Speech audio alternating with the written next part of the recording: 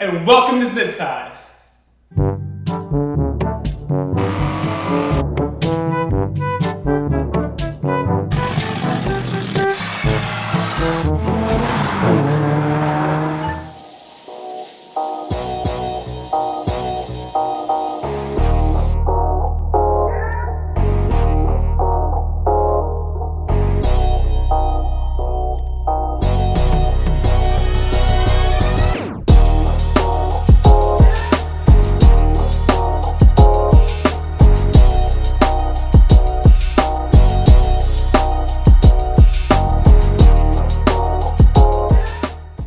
Here's a finished strut top.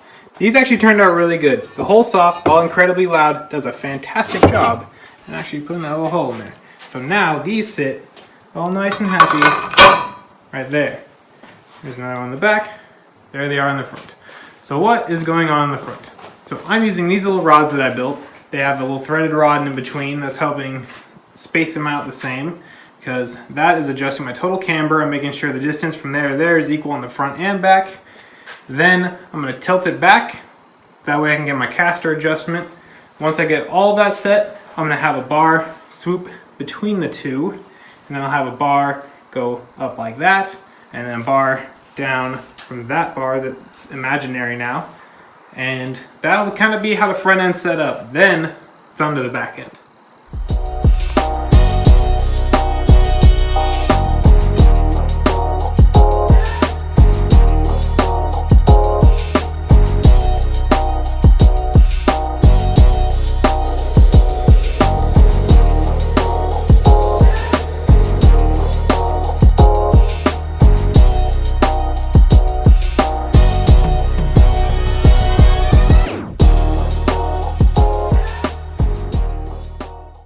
I got most of the front end kind of welded on. These two bars are temporary. They're keeping the caster at the right angle until I have all the bars there kind of done.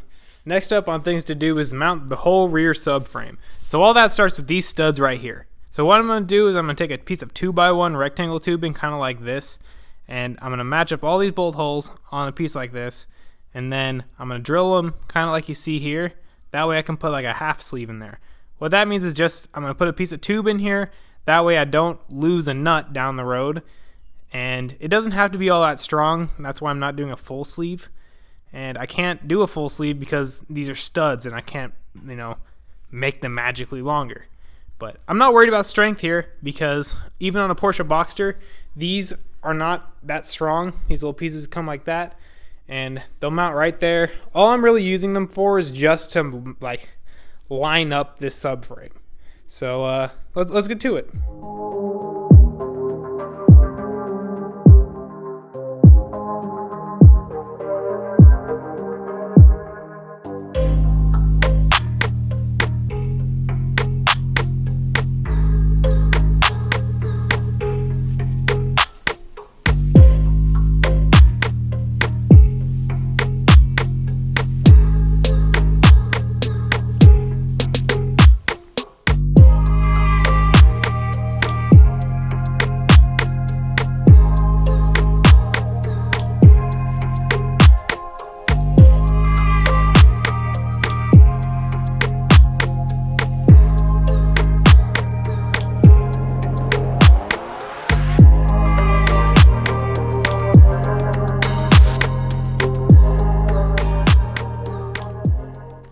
Alright, so rear end update.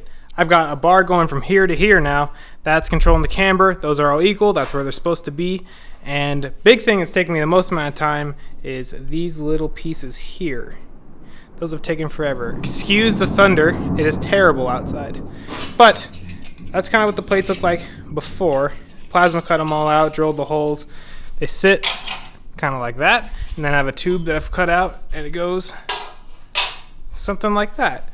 So then from there, what I'm going to do is I'm going to lift up the whole subframe. I'm going to get the caster at the right angle and the control arm angle at the right angle. And then I'm going to build a tube from there to there, which almost kind of shores up this whole thing. That way when I throw it up against it, I'll use these for alignment. But before I do anything more, this is a little subframe that I made for the subframe. I'm going to cut this down a little bit so it goes a little more inside, because right now it's almost lined up exactly with the main hoop.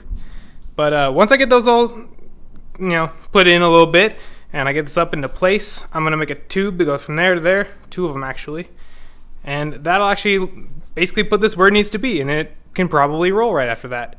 So I'm gonna get back to it, but there's your update.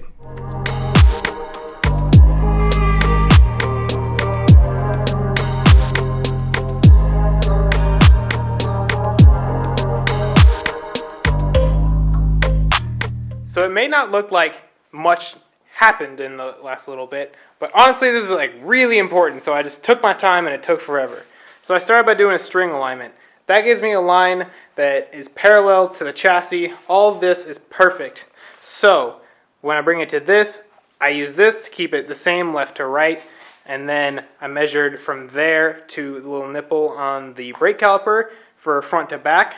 That's exact now, and I had to keep the rear subframe at a 1 degree down, and that's all good.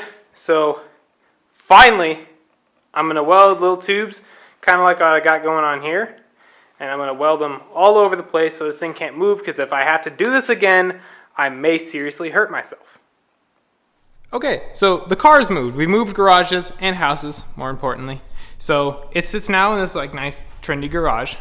So what has happened? So I had to cut the whole back half off the back of this car because it was together at one point, but had to come all back off to move it.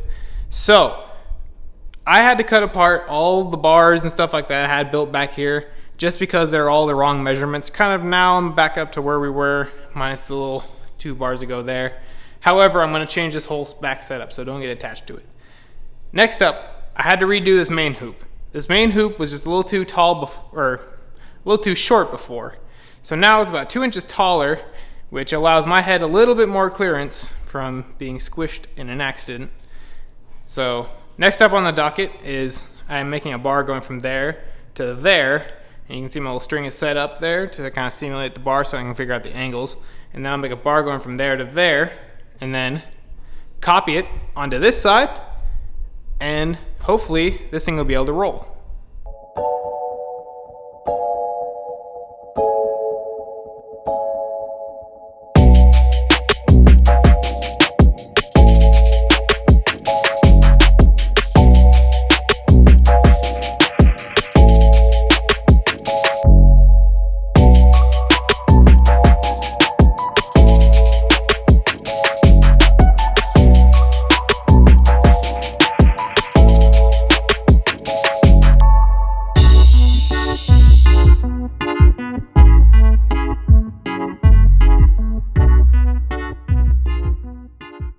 Okay, it's a big moment. First of all, I'm kind of testing out the idea of having a center seat. I'm kind of liking that idea right now. It's also really great for space and all that right there. But I've got all of this kind of set up right now. I got everything completely welded except this bar. This is just temporary. It's not going to be there, nor is this little tube here. Those are both going to go in the end. But they're there just so things don't fall apart when I try and do what's next. What is next is right there. I'm gonna put those wheels on, set it on the ground for the first time ever, and I'm endlessly excited about this. So let's get to it.